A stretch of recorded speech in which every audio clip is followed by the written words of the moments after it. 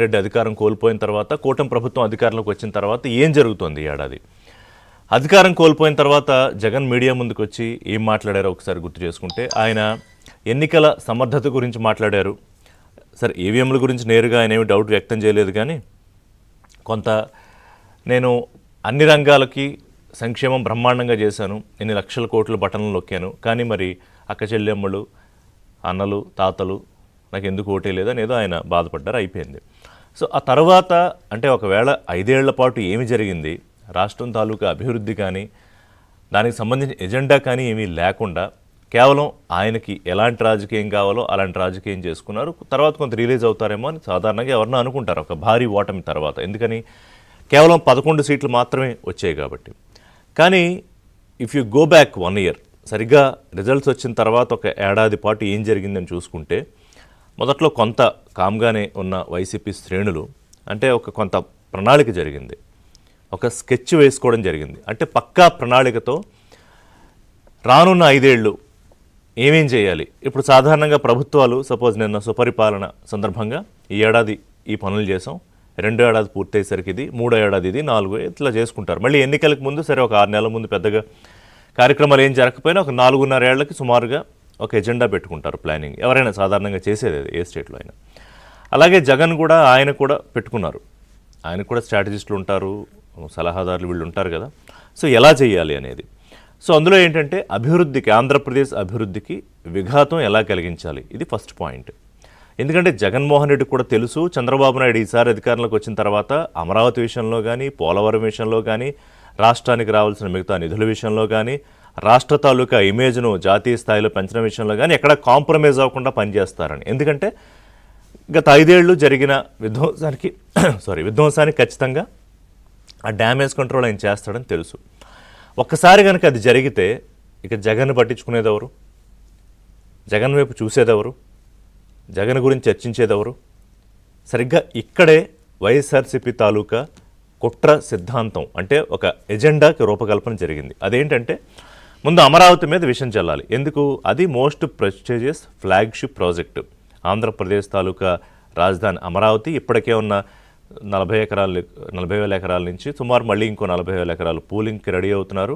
ఒక పెద్ద విజన్తో అది రెడీ అవుతుంది. సరే 5 ఏళ్ళ 10 ఏళ్ళ it takes its own time ఒక నగరం రూపొందించాలంటే. సో దానికి మొదట్లోనే ఒక నెగిటివ్ పోత ఎలా పొయ్యాలి అనే కార్యక్రమం మొదలుపెట్టారు. దాంట్లో భాగంగానే అమరావతి మహిళల మీద చేసిన వ్యాఖ్యలు ఎంత దుమారం రేపాయి. ఇది జస్ట్ యాక్సిడెంటల్గా జరిగింది కాదు.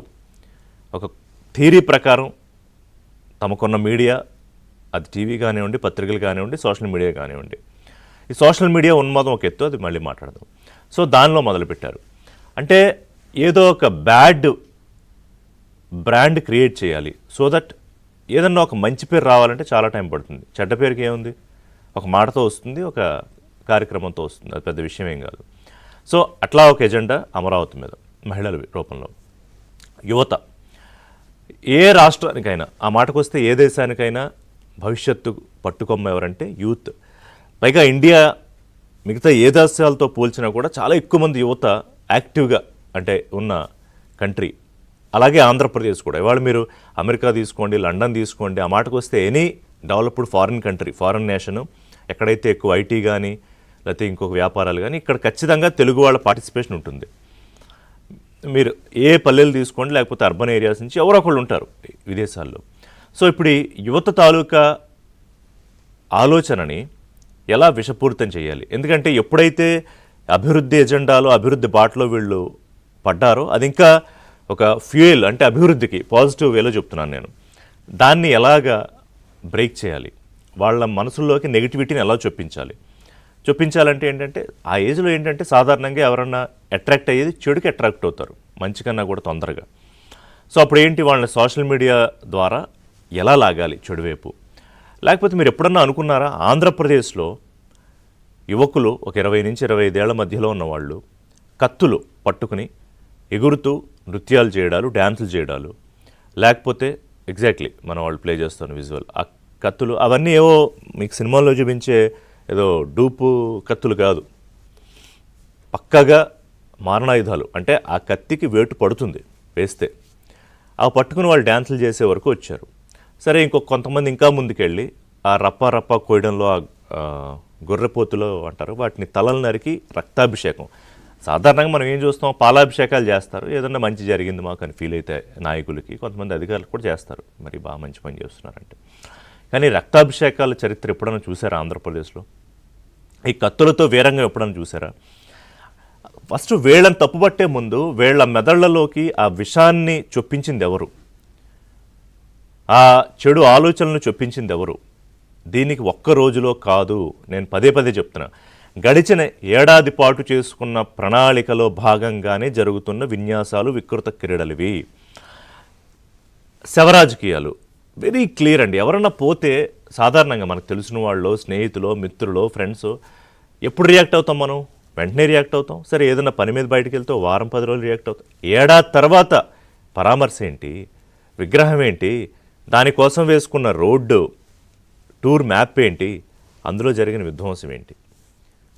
అంటే చాలామంది నేను ఎందుకు చెప్తున్నానంటే ఇదేదో యాదృచ్ఛికంగా జరిగిందేమో, అనుకోకుండా జరిగిపోయాయేమో అనుకునే వాళ్ళకి no, you please think wisely. ఎవరైతే గత ఎన్నికల్లో ఇంకా జగన్మోహన్ రెడ్డి పార్టీకి, వైఎస్ఆర్సీపీ వైపు ఉందాం అనుకుంటున్నారు, వాళ్ళు రాష్ట్ర భవిష్యత్తు గురించి కనీసం ఎప్పుడైనా ఆలోచించకపోతే, తెలుగుదేశం పార్టీ తప్పులు చేయట్లేదా? జనసేన తప్పులు చేయట్లేదా? బీజేపీ తప్పులు చేయట్లేదా? రాజకీయాలు చేయట్లేదా? Yes, why not? ప్రతి రాజకీయ పార్టీ తమ రాజకీయ ఉనికి కోసం, లేకపోతే రాజకీయంగా ఎదుగుదల కోసం, అధికారంలోకి రావడం కోసం చిన్న పెద్ద తప్పులు జరుగుతాయి. కానీ ఎంతవరకు అవి? ప్రతిదానికి ఒక లైన్ ఉంటుంది, ఒక బోర్డర్ ఉంటుంది. రాష్ట్ర అభివృద్ధికి విఘాతం కలిగించే దిశగాన రాష్ట్ర యువత పక్కదారి పట్టించి వీళ్ళ పరిస్థితి ఏంటి? వీళ్ళని జైళ్ళల్లో పెట్టరా? ఆ కత్తులతో వాళ్ళు థ్రెటనింగ్ చేస్తే జైళ్ళల్లో పెట్టరా? అప్పుడు వాళ్ళ భవిష్యత్తు ఏంటి? ఎఫ్ఐఆర్లు ఫైల్ అయితే వాళ్ళకి ఉద్యోగాలు వస్తాయా? రేపు ఎక్కడైనా బయటికి వెళ్ళగలరా? ఒక పరిశ్రమకు లైసెన్స్ తెచ్చుకోగలరా? మరి ఇదంతా వాళ్ళు ఆలోచించే స్థాయి లేదు వాళ్ళకి. ఎందుకని? ఆ ఆలోచన రాకుండా కిల్ చేయడమే పక్కా ప్రణాళికే వీళ్ళు చేస్తోంది. సో మహిళలు అయిపోయారు, యువకులు అయిపోయారు. నెక్స్ట్ టార్గెట్ ఎవరు?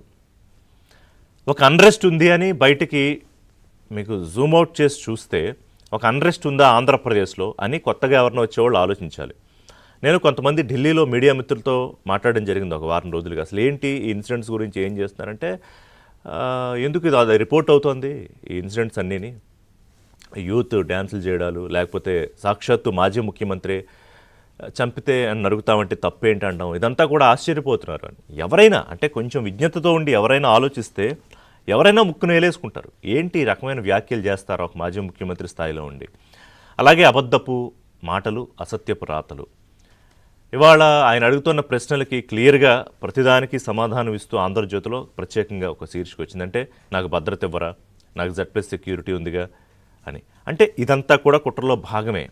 సో ఇక్కడ అండర్లైన్ చేసుకోవాల్సిన పాయింట్ ఏంటంటే, జగన్, ఆయన పార్టీ కార్యకర్తలు, నాయకులు ఏం చేసినా కూడా దాని వెనకాల ఒక క్లియర్ ఎజెండా ఉంటుంది.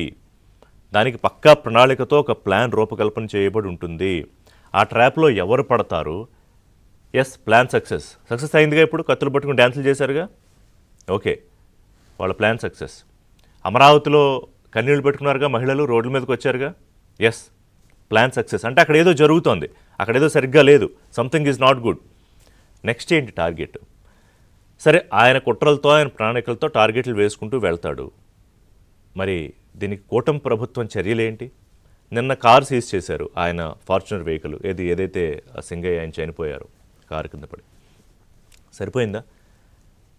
It's a machine. కారు ఒక వస్తువు, దాన్ని ఎవరు నడుపుతున్నాడో అట్లా నడుస్తుంది ఆ కారు. సరే, నడిపిన అతను డ్రైవర్ని అదుపులోకి తీసుకున్నారు. కానీ దాని వెనకాల ఉన్న కాన్స్పిరసీ, అసలు ఎందుకు ఇది జరిగింది?